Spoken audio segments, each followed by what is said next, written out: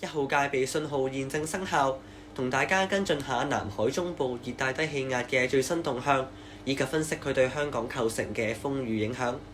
天文台最新指出，1號戒備信號會喺今日維持，而隨住熱帶氣旋靠近華南沿岸，會視乎佢嘅強度變化、強風區同珠江口嘅距離，以及香港嘅風力情況，評估係咪需要喺聽日改發3號強風信號。受到南亞高壓所帶嚟嘅強烈垂直風切變影響，熱帶低氣壓嘅低層環流中心持續外露，強對流集中喺中心以南。目前中心仍然未有被重新覆蓋嘅趨勢，顯示風暴未有出現較明顯嘅增強。雖然南亞高壓有跡象繼續向西移動，風暴發展嘅環境有機會有所改善。然而，由於風暴距離登陸海南島只係得返大概1日嘅時間，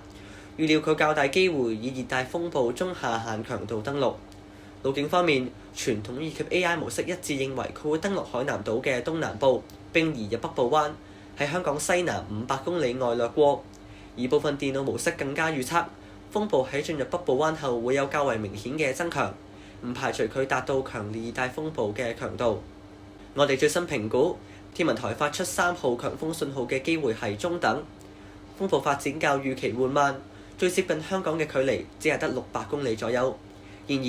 風暴所帶入嘅西南風會同副熱帶高壓脊產生共伴效應，強風區有機會頗為接近珠江口一帶。但目前未能排除熱帶氣旋採取較為遠離香港嘅路徑，或者季候風取得香港天氣嘅主導權。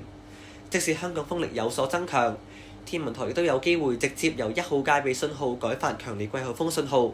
因此目前未能確定天文台發出3號風球嘅可能性。而喺香港天氣方面，聽日離岸及高地嘅風勢會逐漸增強，驟雨逐漸增多。星期六至星期日初時天氣頗為惡劣，離岸及高地持續吹強風，有狂風大驟雨及雷暴。而下週初受到西南季候風嘅影響，香港仍然有狂風大驟雨，市民要留意最新嘅天氣變化啦。而睇遠少少，喺西北太平洋上面有另一個發展緊嘅風暴，佢就係熱帶風暴巴威啦。預料巴威受惠於極為良好嘅環境，會爆發增強至超強颱風強度，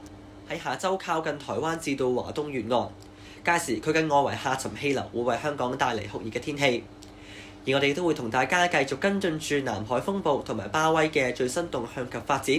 喺3號或以上信號生效嘅時候，同大家進行風暴直播，即時跟進最新風暴消息。再會。